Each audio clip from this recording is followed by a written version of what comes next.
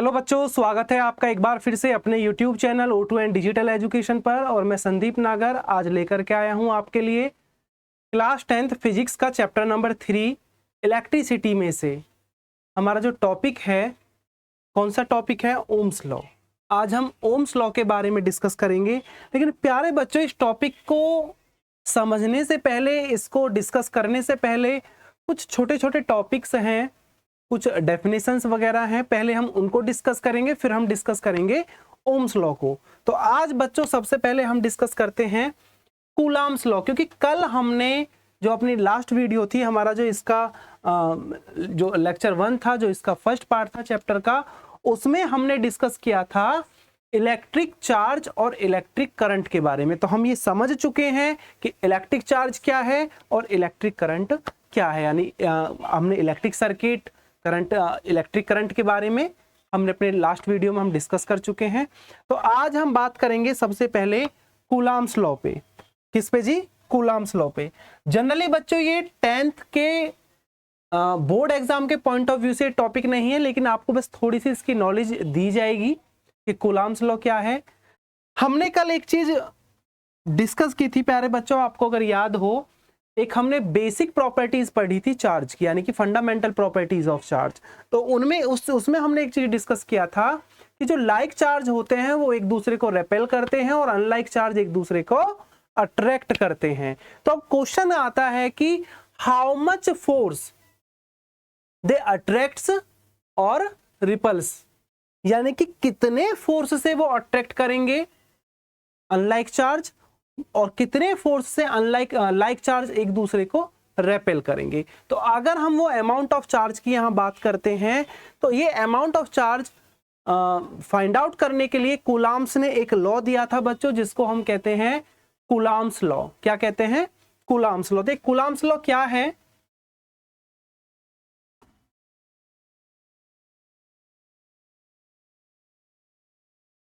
Coulombs law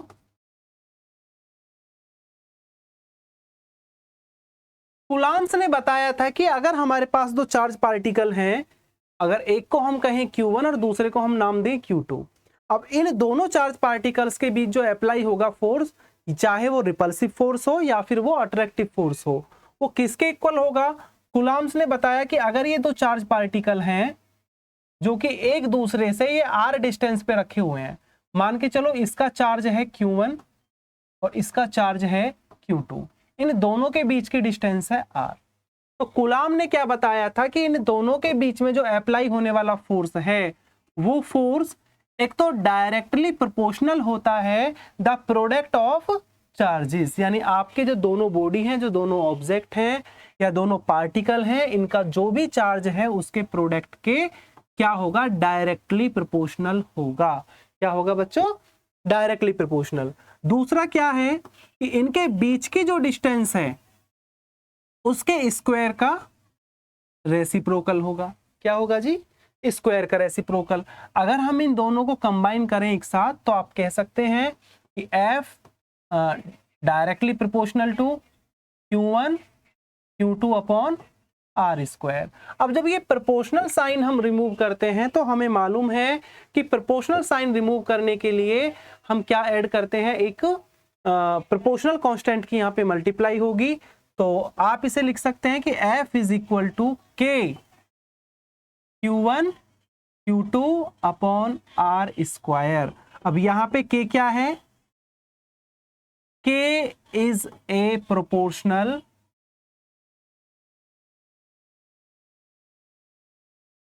constant, ठीक है। और इस प्रोपोर्शनल कांस्टेंट की वैल्यू क्या होती है? ये होता है 1/4 पाई एप्सिलॉन 0, और इसकी न्यूमेरिकल वैल्यू होती है 9 × 10⁹ न्यूटन मीटर स्क्वायर पर कूलाम स्क्वायर। ये होती है बच्चों इसकी न्यूमेरिकल वैल्यू। इसकी K की, जो आपका एक प्रोपोर्शनल कांस्टेंट है K 1/4 पाई एप्सिलॉन 0, ये इसकी न्यूमेरिकल वैल्यू होती है 9 × 10⁹।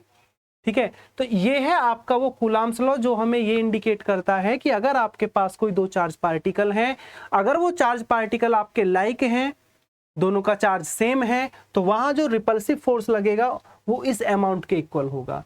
दूसरा, अगर वो फोर्स आपका क्या है, अगर वो चार्ज आपके अनलाइक है, एक पॉजिटिव है दूसरा नेगेटिव है, तो वहां जो फोर्स ऑफ अट्रैक्शन लगेगा वो भी इसी फॉर्मूले से आप कैलकुलेट कर सकते हैं। तो ये है बच्चों हमारा कूलम्ब्स लॉ। अब कूलम्ब्स लॉ के आगे अगर हम देखें, दूसरी चीज हम डिस्कस करेंगे इलेक्ट्रिक फील्ड। क्या जी? इलेक्ट्रिक फील्ड, क्योंकि छोटी छोटी चीजें हैं जो आपको काम आएंगी, यानी कि आपको इनकी नॉलेज होना चाहिए। तो अगर हम बात करते हैं दूसरा क्या जी? Electric field. तो इलेक्ट्रिक फील्ड क्या है? इलेक्ट्रिक फील्ड, अब इलेक्ट्रिक फील्ड क्या होता है बच्चों? अगर हमारे पास कोई चार्ज है, हमारे पास कोई पॉजिटिव चार्ज है, या फिर हम उसे रेस्ट चार्ज भी बोल सकते हैं। मान के चलो अगर ये चार्ज है, तो इस चार्ज के चारों तरफ एक ऐसा स्पेस क्रिएट होता है, एक ऐसा रीजन जनरेट होता है कि उस रीजन में, उस स्पेस में अगर आप कोई टेस्ट चार्ज लेकर के आ रहे हैं या फिर कोई आप अदर चार्ज लेकर के आ रहे हैं, तो वो चार्ज या तो अट्रैक्शन फील करेगा या फिर रिपल्सन फील करेगा, और इस फील्ड को, इस स्पेस को नाम दिया गया है इलेक्ट्रिक फील्ड का। तो आप बता सकते हैं कि the space around any charge particle in which any other positive charge या any other test charge bringing inside it its feel attraction और रिपल्सन, यानी कि ये क्या करेगा, तो अट्रैक्शन फील करेगा या फिर रिपल्सन फील करेगा। ठीक है, तो इलेक्ट्रिक फील्ड क्या हो गया आपका? वो स्पेस हो गया, the space around any charge, किसी चार्ज के चारों ओर का वो स्पेस है जिसमें अगर आप कोई दूसरा टेस्ट चार्ज लेकर के आते हैं तो वो या तो अट्रैक्शन फील करेगा या फिर रिपल्सन फील करेगा। तो ये क्या होगा आपका इलेक्ट्रिक फील्ड। और ये इलेक्ट्रिक फील्ड को बच्चों हम रिप्रेजेंट करते हैं ई से, और ये होता किसके इक्वल है? जब आप इस पॉजिटिव टेस्ट चार्ज को लेकर के आएंगे तो ये भी आपका पॉजिटिव टेस्ट चार्ज, ये भी, तो इनके बीच में क्या होगा, एक रिपल्सिव फोर्स लगेगा। अगर ये अपोजिट चार्ज का है, नेगेटिव चार्ज का है, तो अट्रैक्टिव फोर्स लगेगा। तो यहां जो आपका इलेक्ट्रोस्टैटिक फोर्स लगा, क्या जी? इलेक्ट्रोस्टैटिक फोर्स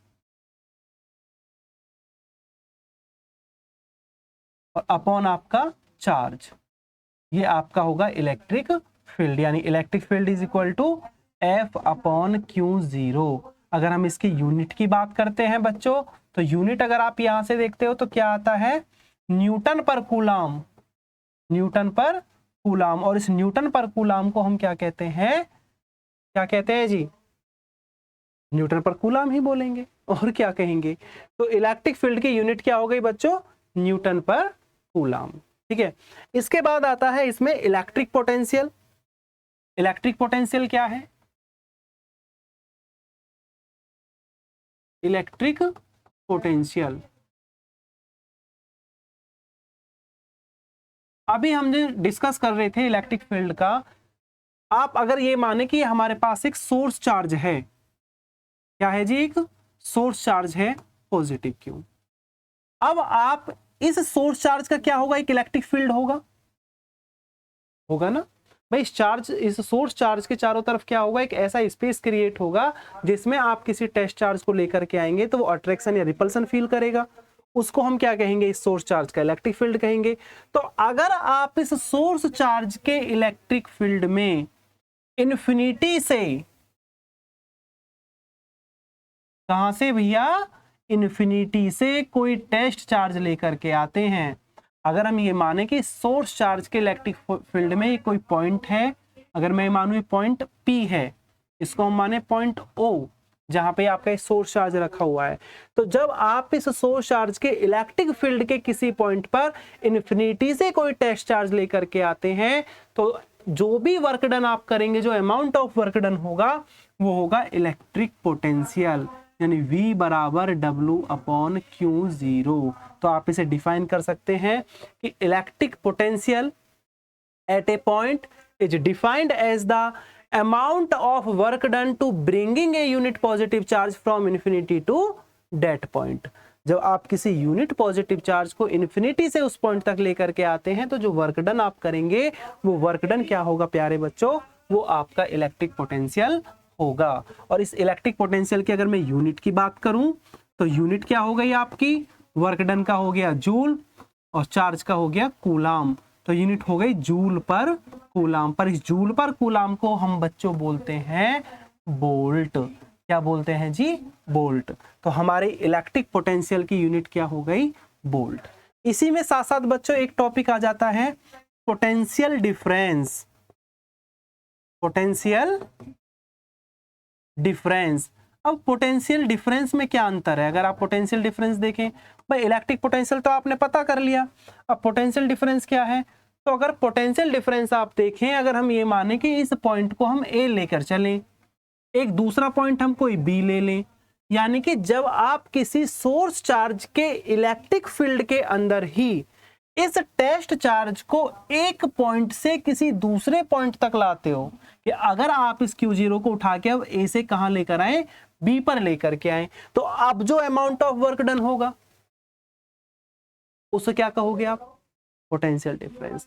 तो potential difference is defined as the amount of work done to bringing a unit positive charge from one point to another point inside an electric field. यानी किसी इलेक्ट्रिक फील्ड के अंदर अगर आप एक पॉइंट से दूसरे पॉइंट पर टेस्ट चार्ज को लेकर के आते हैं, तो जो भी वर्क डन आप करेंगे प्यारे बच्चों, वो वर्क डन आपका पोटेंशियल डिफरेंस होगा। इस पोटेंशियल डिफरेंस को आप रिप्रेजेंट करते हो या तो डेल्टा वी से, या फिर आप इसे VAB भी लिख सकते हैं, और ये हो जाएगा WAB अपॉन Q0, है ना। यूनिट इसकी भी क्या रहेगी प्यारे बच्चों, यूनिट इसकी भी वोल्ट ही रहेगी, ठीक है।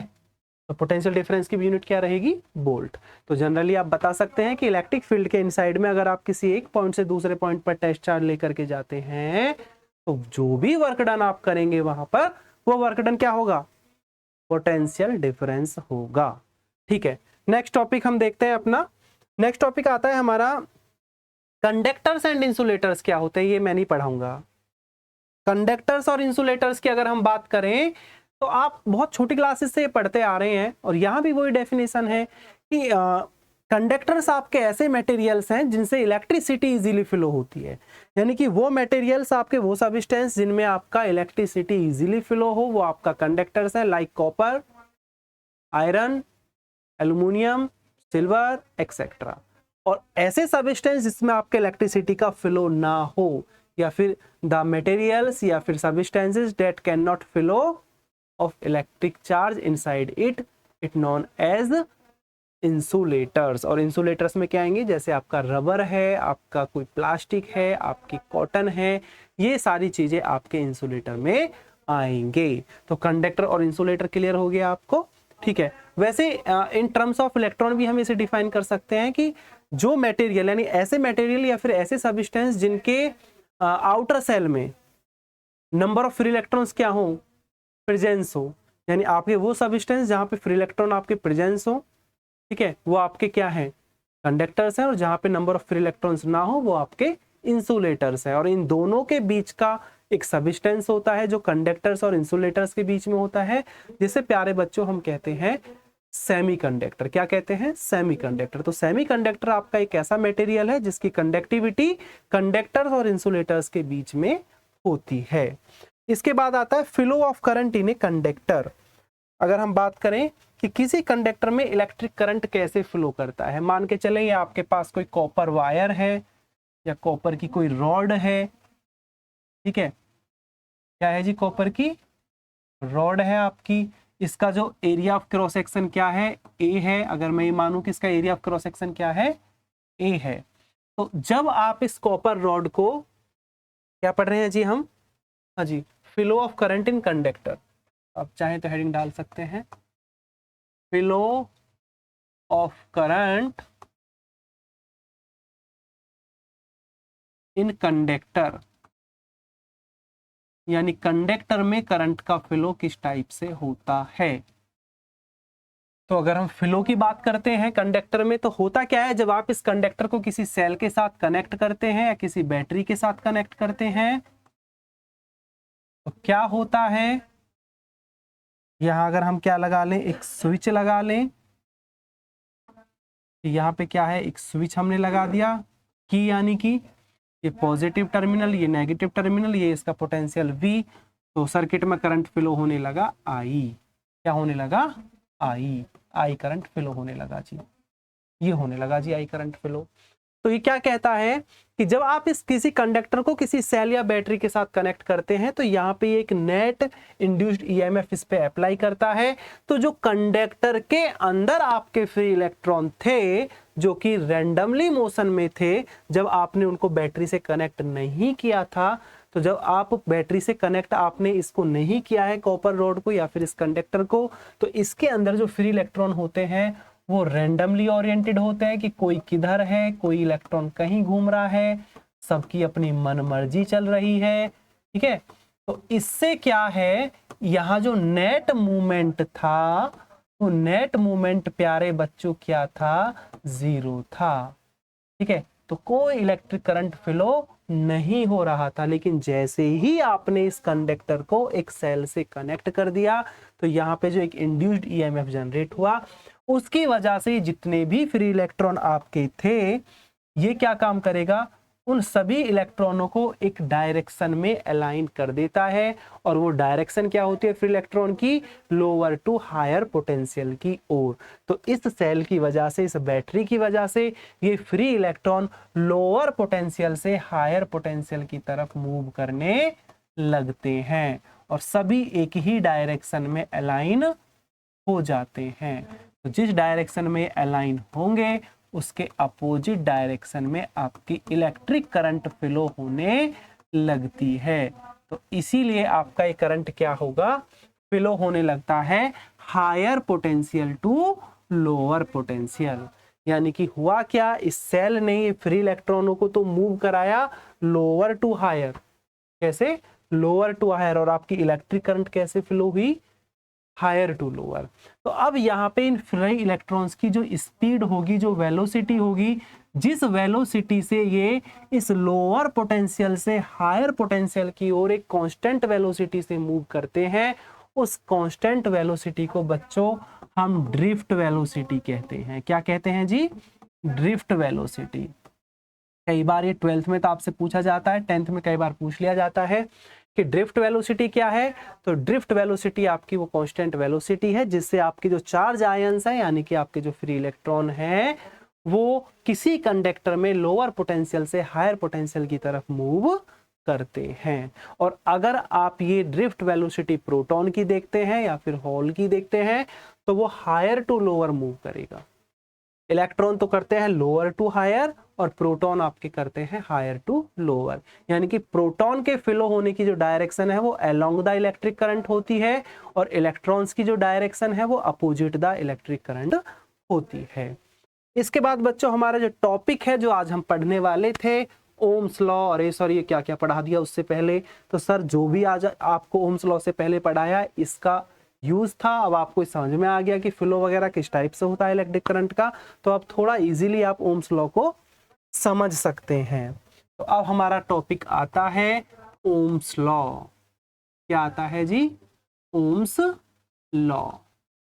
ये क्या है Ohm's law? Sir George Simon Ohm ने किसी इलेक्ट्रिकल सर्किट में रिलेशन निकाला था इलेक्ट्रिक पोटेंशियल और इलेक्ट्रिक करंट के बीच की। अगर हम किसी सर्किट में इलेक्ट्रिक करंट की वैल्यू को क्या करते हैं? राइज करते हैं, इलेक्ट्रिक करंट को हम वेरिएट करते हैं, इंक्रीज करते हैं, तो उस सर्किट के पोटेंशियल पर क्या इफेक्ट पड़ता है।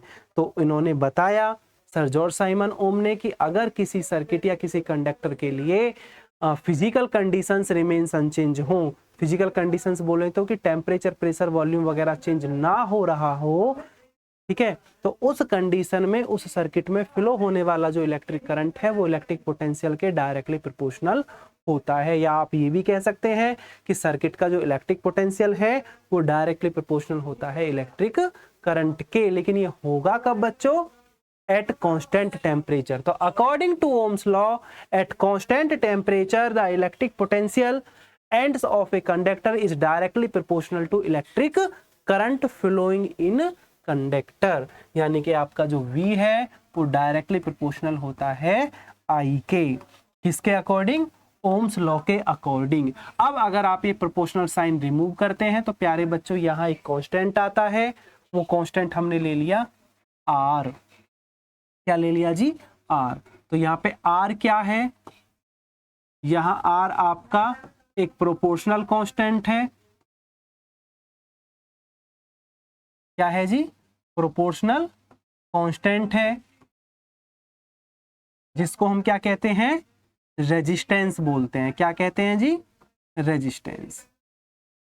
तो ये आपका एक प्रोपोर्शनल कांस्टेंट है आर, जिसको हम क्या कहते हैं? रेजिस्टेंस कहते हैं। ठीक है। अब अगर ओम्स लॉ आपसे कहे कि इसे वेरीफाई क्या करेंगे, तो भैया बड़ा सिंपल है। आप कोई कंडक्टर लें और आप उसमें इलेक्ट्रिक पोटेंशियल की अलग अलग वैल्यूज के लिए इलेक्ट्रिक करंट की वैल्यू आप क्या है? नोट डाउन करते जाएं कि अगर एक्स एक्सिस पे आपका पोटेंशियल है और वाई एक्सिस पे आप करंट लें, और फिर इन दोनों के बीच में आप एक ग्राफ प्लॉट करके देखें। अगर वो ग्राफ एक स्ट्रेट लाइन आता है, प्यारे बच्चों क्या आता है? एक स्ट्रेट लाइन आता है, तो समझो ओम्स लॉ आपका वेरीफाई हो गया। तो ओम्स लॉ आपका वेरीफाई हो जाएगा। यानी ओम्स लॉ में आप अगर इस इलेक्ट्रिक पोटेंशियल और इलेक्ट्रिक करंट के बीच में ग्राफ प्लॉट करते हैं तो वो हमेशा एक स्ट्रेट लाइन आएगा। ठीक है। अब यहाँ जो एक टॉपिक आप ये देखिए कि चीज जो आ रही है, रेजिस्टेंस क्या होगा? ये आप इसे लिख सकते हैं कि R is equal to V upon I. तो आप इस ओम्स लॉ को कुछ ऐसे भी डिफाइन कर सकते हो कि in other hand we can say that at constant temperature the ratio of electric potential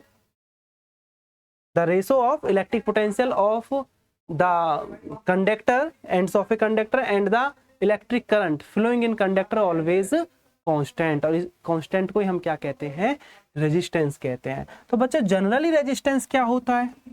अगर हम बात करें कि जनरली रेजिस्टेंस है क्या, तो मेरे प्यारे बच्चों, रेजिस्टेंस आपका एक ऐसा आउटर फैक्टर है जो किसी सर्किट में फ्लो होने वाले इलेक्ट्रिक करंट का अपोज करता है। जब भी अब आप कोई भी काम करना शुरू करते हैं तो कुछ चीजें ऐसी होती हैं आपके आउटर एनवायरनमेंट में जो आपको उस काम को करने से रोकने की कोशिश करती हैं। तो वो जो चीजें हैं वही क्या है? आप उन्हें रेजिस्टेंस समझ सकते हैं। ये वो बैरियर है जो किसी कंडक्टर में फ्लो होने वाले करंट को फ्लो होने से रोकने की कोशिश करता है। तो आप कह सकते हैं कि रेजिस्टेंस इज अ अपोज। ठीक है। ये क्या है? एक अपोज है डेट। ये क्या करता है? जब ये अपोज है तो ये क्या करेगा? इलेक्ट्रिक करंट के फ्लो का अपोज करेगा। तो आप ये भी कह सकते हैं कि resistance is a outer factor that oppose the electric current flowing in any conductor. जब किसी कंडक्टर में इलेक्ट्रिक करंट फ्लो होती है तो ये उस करंट को फ्लो होने से रोकने की कोशिश करता है। कौन भैया? रेजिस्टेंस। तो वो कौन कौन से फैक्टर हैं जिस पर ये रेजिस्टेंस डिपेंड करता है? तो factors on which the resistance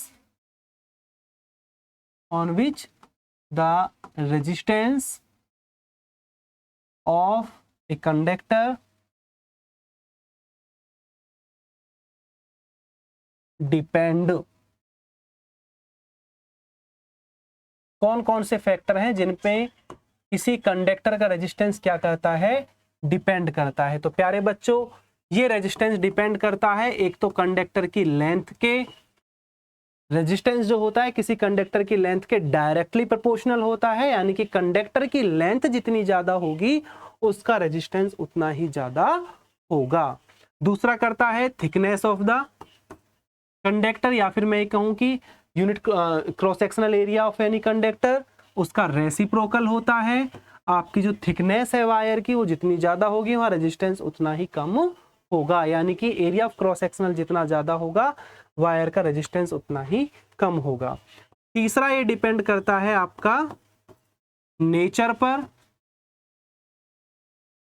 nature of material.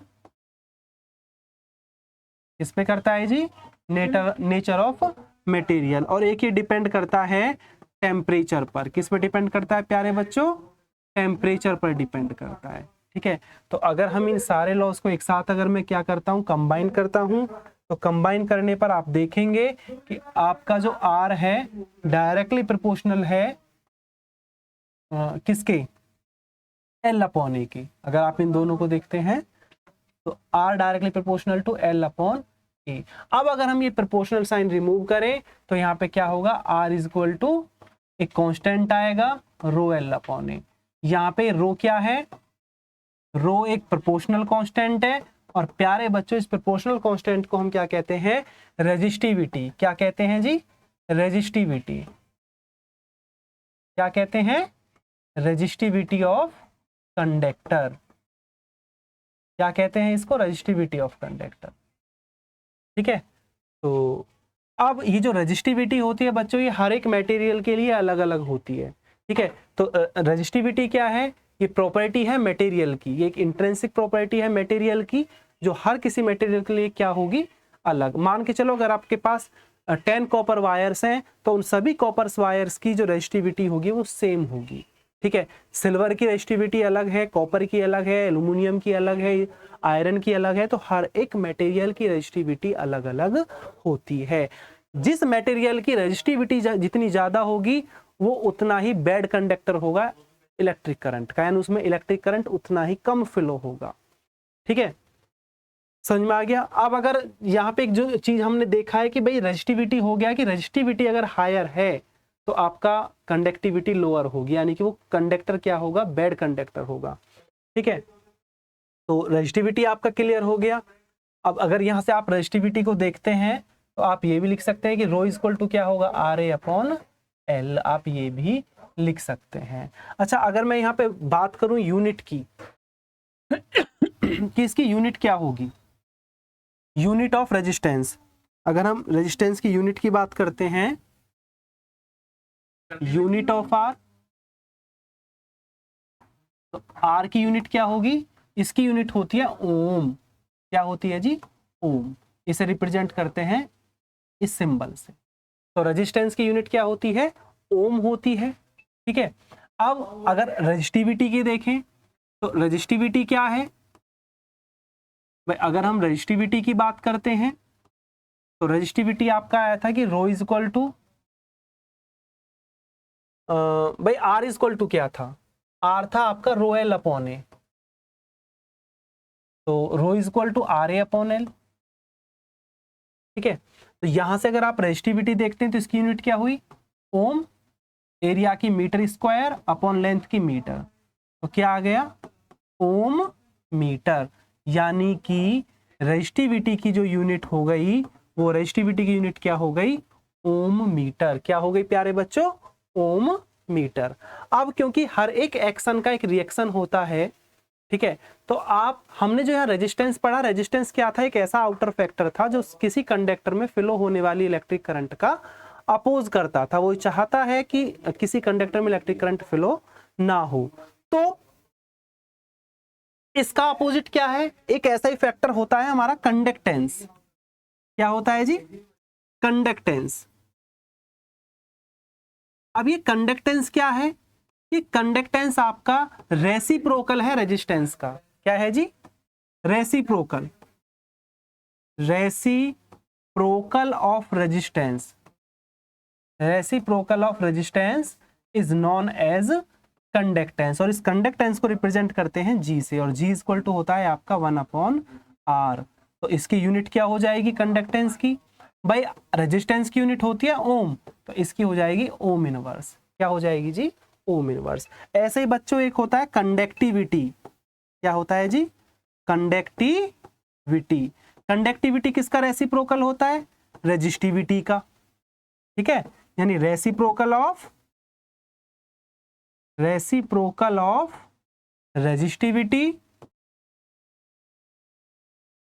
Resistivity is known as conductivity. और इस कंडक्टिविटी को जो हम रिप्रेजेंट करते हैं वो सिग्मा से करते हैं, और सिग्मा इज इक्वल टू होता है 1/ρ।